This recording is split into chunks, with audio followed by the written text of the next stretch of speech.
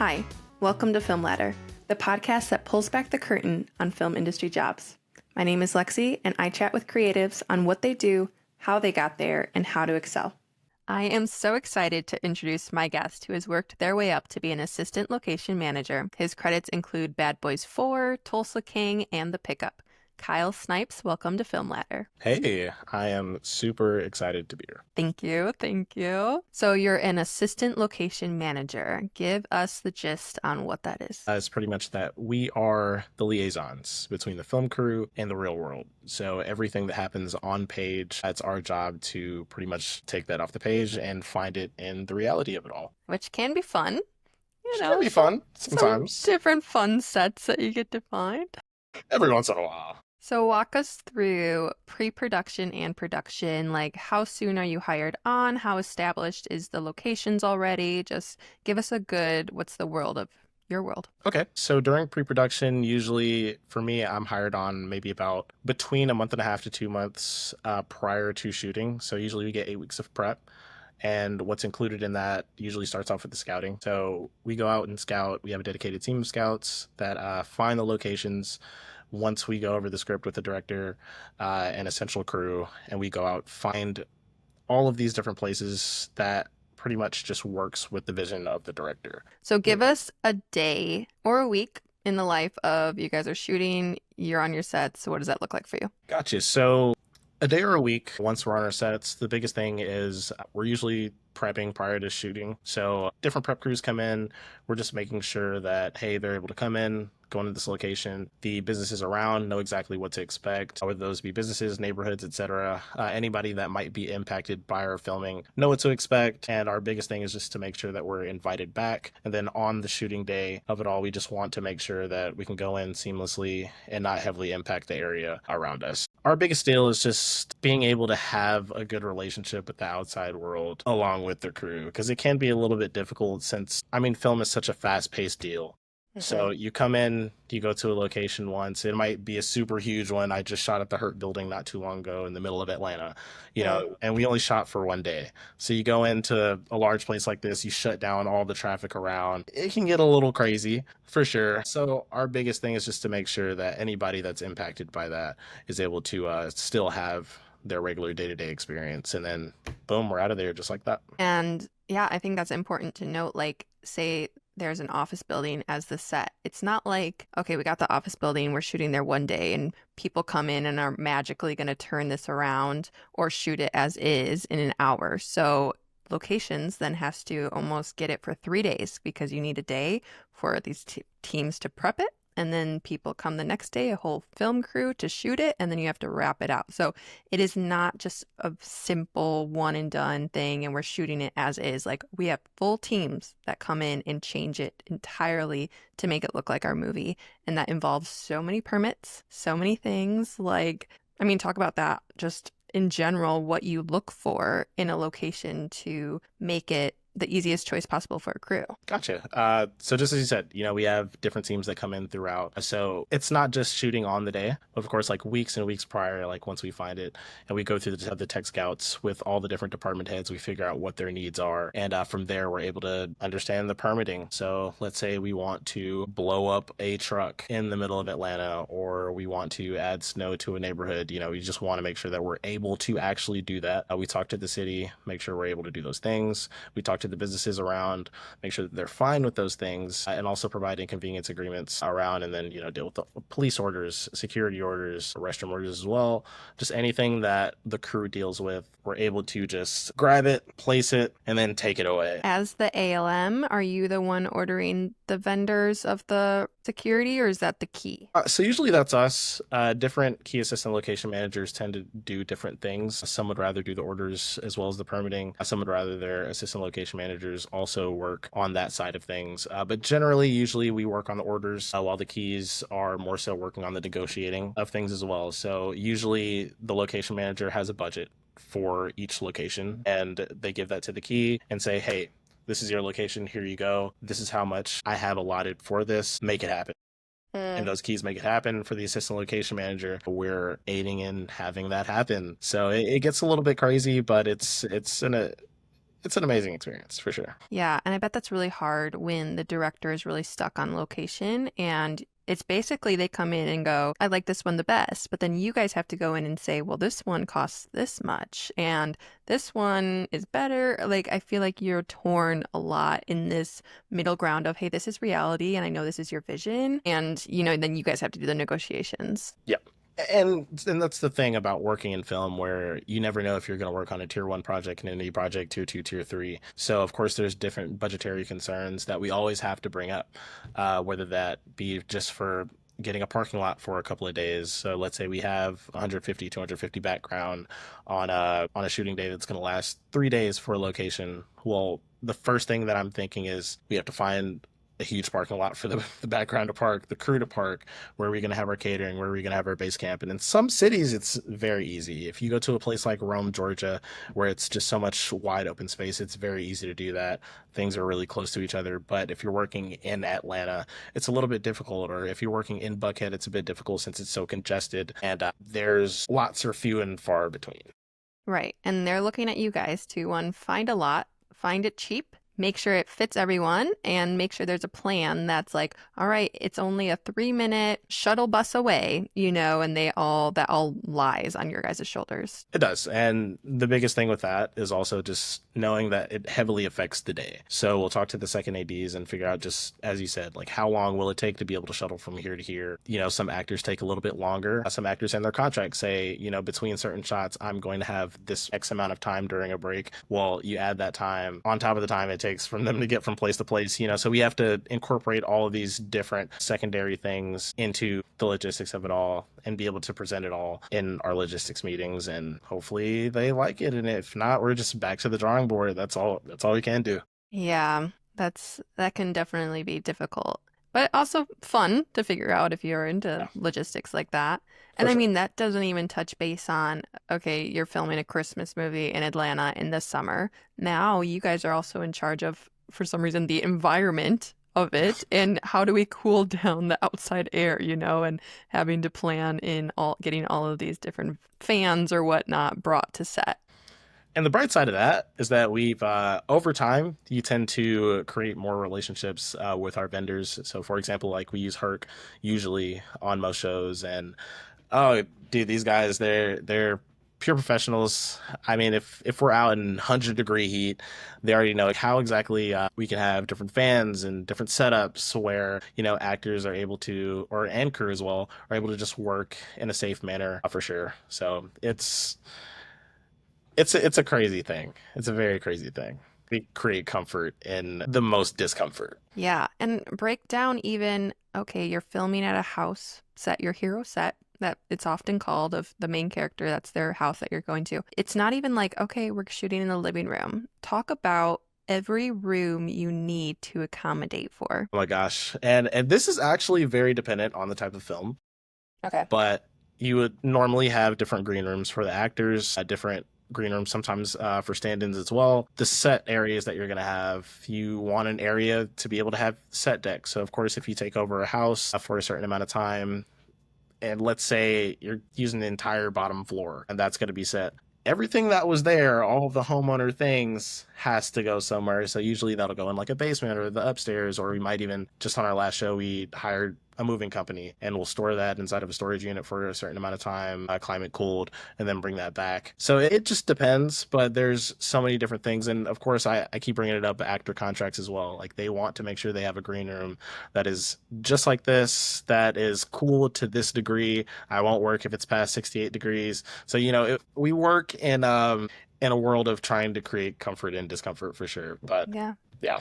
And I mean, you didn't even get into hair and makeup. They need their own stations, and then background, you also have to set up a place where they all can change, where hair and makeup can come in and look at them. Just, you guys are the creators of space, really. I mean, truly, truly, truly. And even when it comes to that, getting lunch boxes in for crew, especially if it's a large amount, if we have BG as well. I Which mean, go into what a lunchbox is, because people are like, what do you mean? lunchbox. Oh my God, you're talking about the tiny tin thing that I bring to work every day.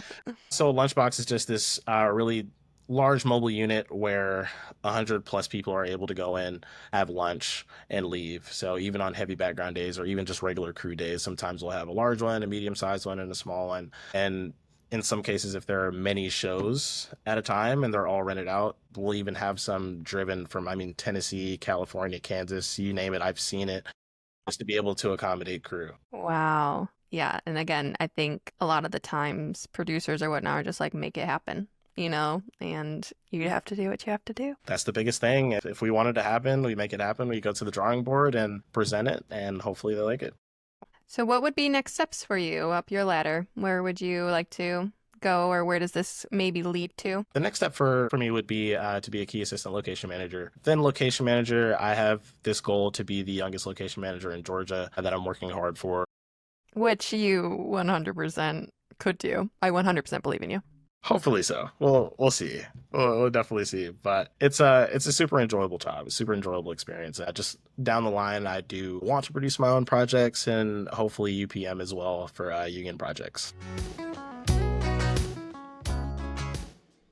And I'm going to rewind it, and I want to know your very first in the industry. Oh my gosh. My very first in the industry was a 2 day gig, which ended up turning into a month gig. I'll start with a buddy of mine. She ended up having to drop out of a project. It was called Samaritan, and they were looking for more people. And she just happened to recommend me and was like, "Hey, there's this job. It's paying a good little bit. If you want to try it." I was still in college at the time, and I was like, sure, why not? I never thought I'd work in film. I was majoring in journalism and I minored in pre-law, so I thought I was just going to be an entertainment lawyer. So I was like, hey, this is a little bit adjacent to it.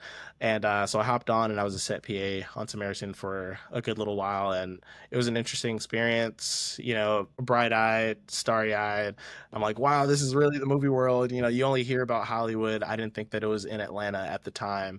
So to be able to see it first person, I already knew that I wanted to stay in this for as long as possible. So walk me through then how you went from set PA transition to locations and then got your way to ALMing. Oh my gosh, it's been such a crazy ordeal. I feel like I had a bit of an unorthodox experience, but I was a little bit crazy. I got that job on Samaritan. I went to another show called Day Shift, and I had this grandiose plan as soon as Samaritan ended. And I was like, hey, I want to produce films, but it's a little bit too late for me to go to film school right now. So I think since I'm already here, I'm going to work in every department and we'll see how it goes. Nobody gave me this advice, by the way. This is just something that I created of my own accord. So from then on, I was just aggressive networking, just this and that. And at the time, there were just so many shows in Georgia where I was able to have that opportunity. So I'd been in hair and makeup, I'd been in camera, just any department you name it, I've done it. And the only one I hadn't done was locations. And I was like, sure, why not? I knew a buddy that was in it, and she said they needed some help, and I had just graduated at this point. So I thought, hey, why not? I'll try locations. It's close to being a set PA to an extent. So sure, why not? Let's do it. And I did it. I fell in love with it and found out that it worked with my pre-law lawyer brain and just figuring out the logistics of things, just making things happen, just really blended well with me. Yeah. And then from there, I mean, you just get so much experience as a locations PA that they start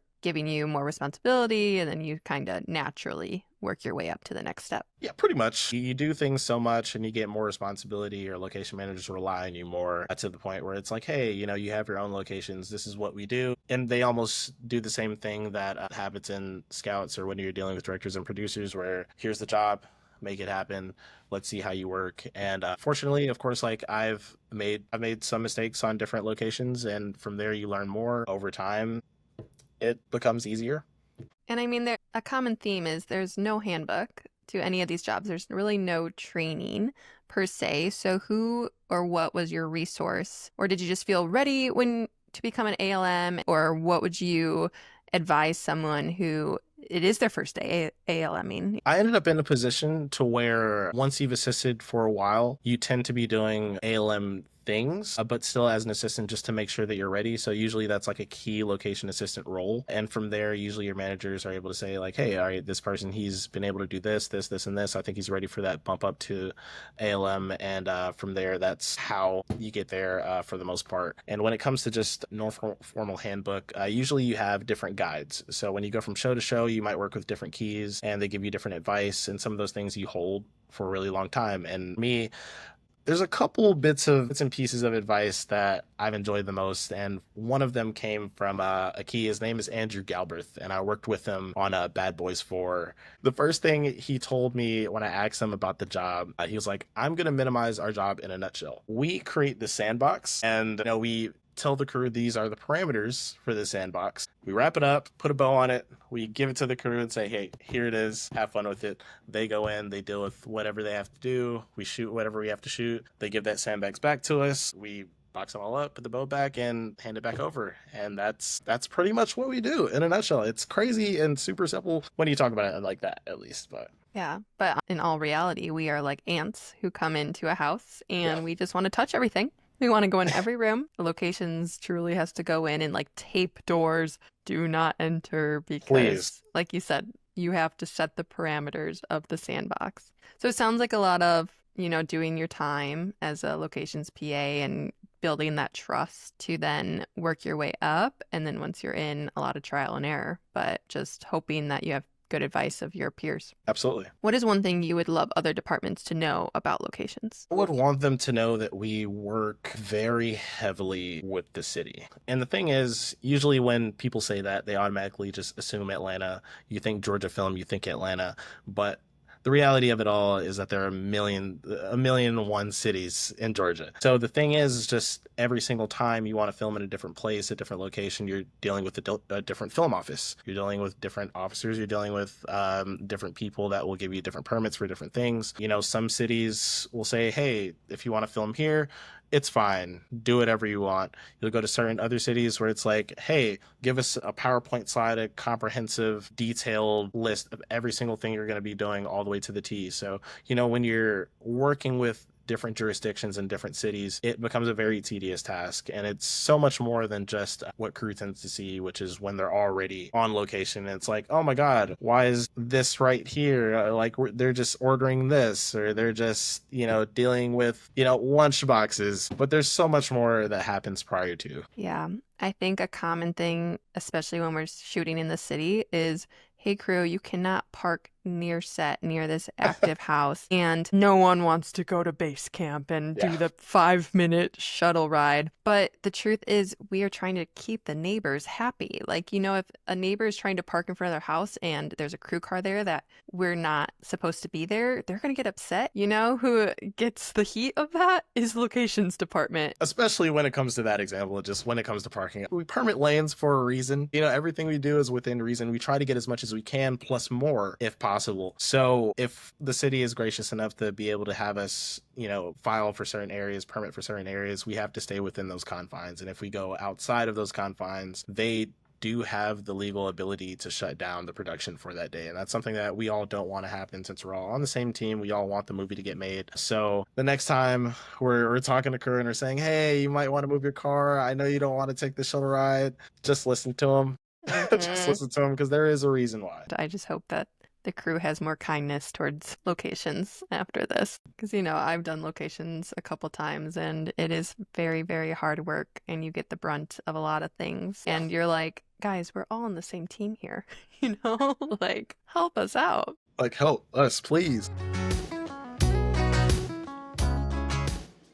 How do you excel in this role? So, what are different traits, character traits, personality traits that someone would really excel in this role having? I'd say different traits. The biggest thing for me personally would be caring. And the reason why I put this first is that I feel that Hollywood tends to have this really dark, hazy bubble over it, where because it's such a fast-paced industry and we work really long hours, people tend to be very cranky. And of course, trying to follow within like union regulations and union rules of certain things, making sure that you're not overworking people, which falls in line with being caring, just whether it be as a superior or as somebody that's just just your peers.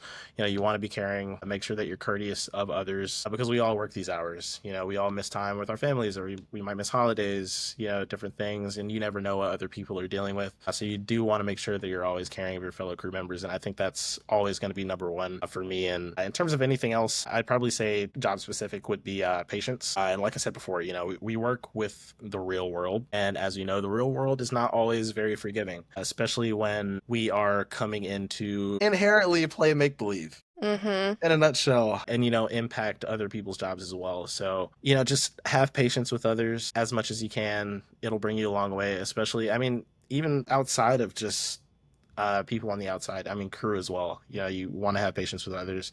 Like I said, we all work these hours, so you just want to make sure that we're all working towards the common goal.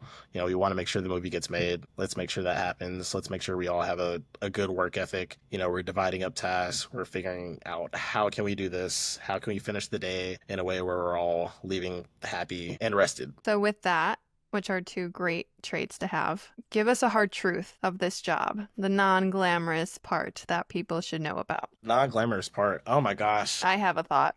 Yeah. You probably already know, but it's, when you have 300, 400, 500 people, depending on what production you have, there's going to be a lot of trash. And that trash has to be picked up. And although the shooting crew leaves at wrap once they pack everything up, locations is still there.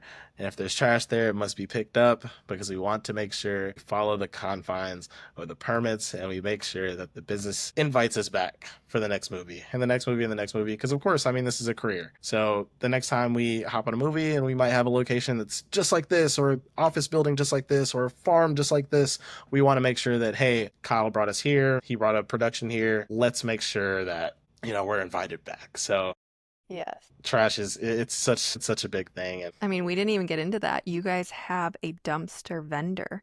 The amount of trash a film set does, because we have, all the snacks you can have in the world, plus meals getting delivered all the time, drinks, and I don't even know how we accumulate so much trash. it's crazy. Like a whole dumpster full by the end of the day that has to get picked up, and locations has to get dumpster vendors to come and get it. The people who work locations has to clean it up, and you just hope that the crew has at least found the trash bag, And there it is. Courtesy. Be courteous. Be caring of your crew. Even locations. But it's insane, especially with catering. And on average, we're ordering between 5, 6, 7, 8 dumpsters per location. That's one of the crazy sides of it. Outside of dealing with the real world, that's also just a crazy deal in itself. This is what crew does. We need to bring Sharpies, because crew opens up a can, takes a sip. They're like, we're needed on set now. They put it down in the most random nook and cranny. And then by the time they come back, they're like, was this mine? Guess I better get a new one. And just the amount of LaCroix and water bottles that are not even Oh my drank are God. just around is just insane. Yeah, I mean, I've even made a game out of it with just different teams I've worked on where, I mean, we'll just try to see what's the craziest spot we've seen trash. And like, I know for me, we filmed at a mansion one time. It was on one of my first shows, Dashing Through the Snow. And God, somebody stashing like a squirrel started stashing a whole bunch of water bottles inside of this really large like sconce, like this wall sconce. And if Okay. you move the sconce out of the wall, because it moved like this, if you move it off the hinge, all you saw was just a tons of bottles and trash. And it's like, oh my No. God, when did you have time to accumulate this? Like, who did this? Like, it had to be purposeful. Crew loves to hide things. They're like, I better hide this LaCroix like on this shelf behind the books, so I'll remember to get it. And it's like, what? God forbid I have to walk over there to find a trash can when I have a wall sconce right here. Let's start putting That trash in it. is so crazy. My gosh. I mean, do you even want to get into the other hard truth of there's one toilet in the set and half the crew's Uh, not allowed there? So we have to then order a traveling honey wagon. we have to order a traveling honey wagon or honey wagons, Mm-hmm.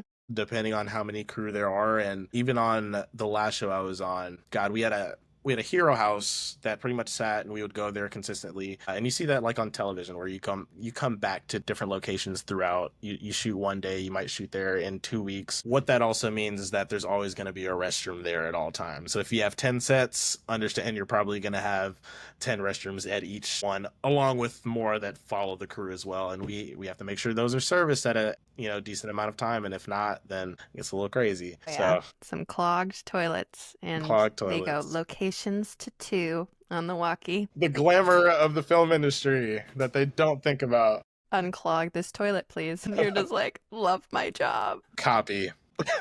Copy, thank you. I'll go check that out. And then everyone on locations looks at each other. Who's Who's gonna gonna do it? be the person? Just rock, paper, scissors, let's go. Rock, paper, scissors, and then you'll get those seasoned ALMs or keys that's like, this is the stick I use. Like everyone has a story. It's like a battle story, a war story. Just, I remember the last time I Gosh, did this, it wasn't pretty. It's like, oh my gosh. I'm glad I never had to deal with that. we're scaring people away from locations. It's fun. It's great, I promise. Tell me I a great promise it's story. fun. Tell me a really great day on locations. Tell me an awesome set you got to go to. God, let me see. What was my favorite? It would probably be. Wait, I'm gonna say my story first while you think of it. Okay. My favorite day on locations, I was a PA and we had this mansion that we were shooting. It was on Idea of You, and we were only shooting exterior scenes. So the inside was strictly for cast and like hair and makeup.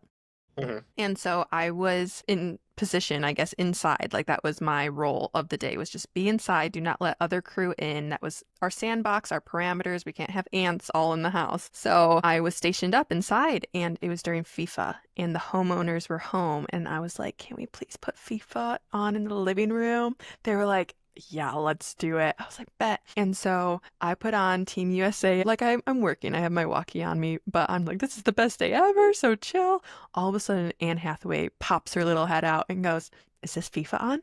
Before I know it, Oh I just gosh. have myself, the homeowners, the cast, and a couple crew members with Anne Hathaway watching Team USA, cheering them on as they score a goal. I was just like, and I played soccer growing up. I'm like, if you would have told my 16-year-old self that this would be my reality one day, like that was just, made it worth all the trash pickups and all this stuff. So there can be really cool, fun days. Oh, for sure. So what was yours? I think mine is a little bit crazier Oh gosh. in terms of just, oh my gosh. On the set of a movie called The Pickup, which is upcoming, we ended up actually, no, let me not do that one. No, I'm intrigued. So, okay, boom. I have one just like it. So, we were out shooting in Rome, Georgia, and I was able to aid in orchestrating just how we were going to go about this stunt sequence where a whole bunch of different cars are going to like zip past each other. The hero car is just moving down a highway. We shut down the Rome bypass, by the way, which was crazy to me. I had never shut down, a highway,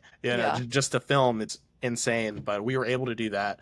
This huge stunt sequence was happening. The hero car is coming through, and then it goes up and then does this flip and then explodes, and it's like, whoa, like, and just being able to just help orchestrate that, shut down a highway for a second, and understand it's still active. So we have to stop the vehicles that are coming through, have them come through after we finish shooting, and then stop them again once all those cars bleed, and then we do the take again, and then we do it again and do it again. And for me, just being able to just see those logistics on paper and just be so into it, I guess, on the ground is just such a crazy experience. And of course, like seeing things blow up in general is always fun. So I'd probably say that was my most fun experience. It's probably just seeing things blow up, really. Yeah, I've never done an action movie, so I'm Really? sure that's so fun. No, I get the really tame movies for some reason. I The get the like romance? rom-coms or just a good family fun. I've never done scary, nope, never done action. Love to do a scary movie for sure. Yeah, that'd be Absolutely. intense for sure. Okay, so what would be your number one piece of advice to someone who's trying to navigate a career in locations? My number one advice would be to do your research. Figure out what you love, work on different sets, work in different departments, and even if you're dead set on what you want to do, whether that's camera, whether you solely want to just make props for a living, or you want to do special effects or VFX, that's great. But I do believe that you should network and expand past just working inside of that field, just to know whether or not something new, it might bring you down a path that you never thought that you would love or understand, and you don't see that too much on the outside world. You can work a corporate job and you go up over time, but you're still working relatively in just like this area of things, this department of things.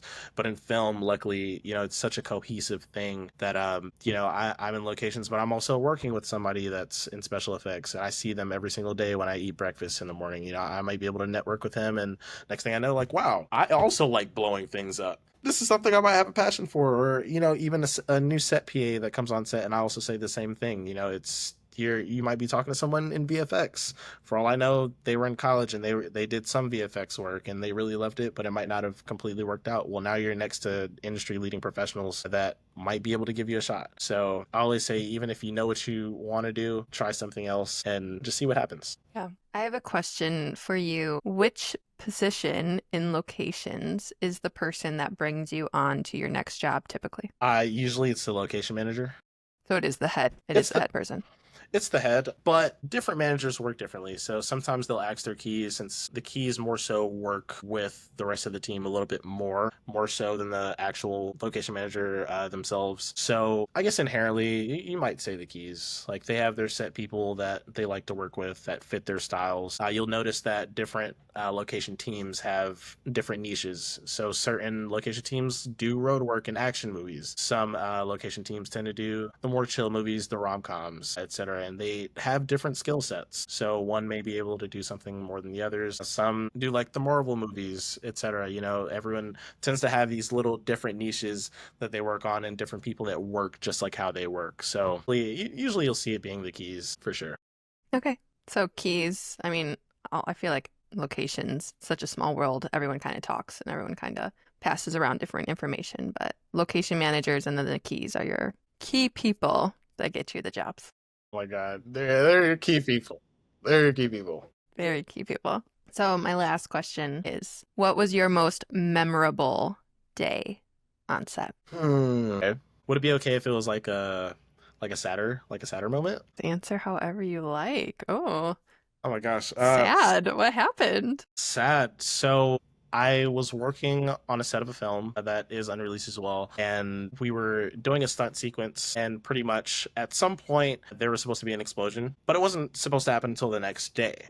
The day prior, we're on the last shot of the day, and then we hear something extremely loud that almost sounds like an explosion, but it wasn't. And it turns out that a pit maneuver ended up being done, but it just didn't go as planned. So it was a freak accident of some sorts, and pretty much some crew members got hurt that day. So for us as locations as well, we had to make sure our officers knew immediately. Our state troopers, we called an ambulance, cleared pathways for them all, just to make sure they can come in, come see crew, make sure everybody was okay. And luckily, everybody did end up being okay. No casualties, no extremely serious, injuries, but it was a very jarring moment, a very, being able to see that first person was a little bit crazy. But that's another thing with locations, just being able to work on the fly and make sure that people are safe as well. Safety is a really big thing, and it doesn't just follow on production, but it falls on us as well. Like I said, state troopers, ambulances, etc., just making sure they were able to come in and attend to crew. So that was a crazy moment. That was probably the craziest moment I've Wow. had since I've been in locations for sure, but a learning moment as well. I guess what is the protocol in that emergency? Was this on the pickup? Is that what you're talking about? Yeah, I was on the pickup. So I mean that stunt went wrong. People are injured now. And so what is protocol for that? Is it the ADs that are calling 911? Is it locations trying to handle the situation?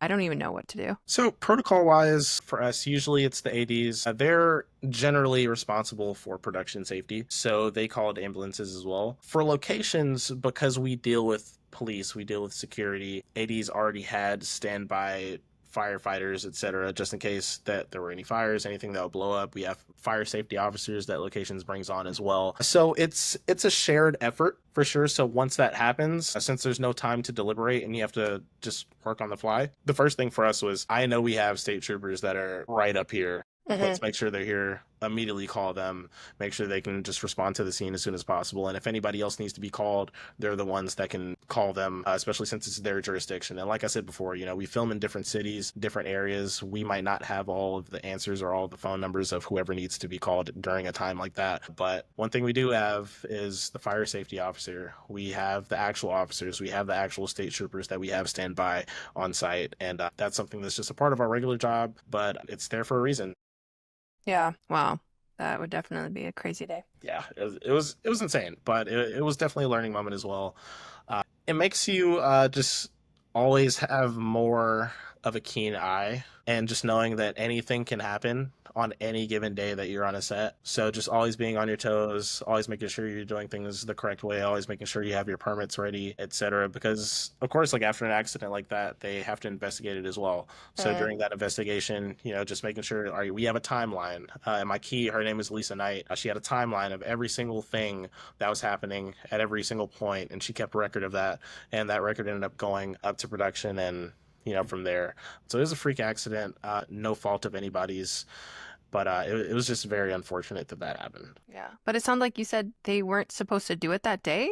They did it. No, so I was saying, like, we knew the pit maneuver was going to happen that day. Okay. We knew an explosion was going to happen the next day. So when we heard something really loud, we were like, the explosion shouldn't be happening. And I from see. there, like, the loud sound was the accident actually happening. So it was just a very scary moment. Oh my gosh. Yeah. You're like, I didn't think that was planned today. Did I misread the call sheet?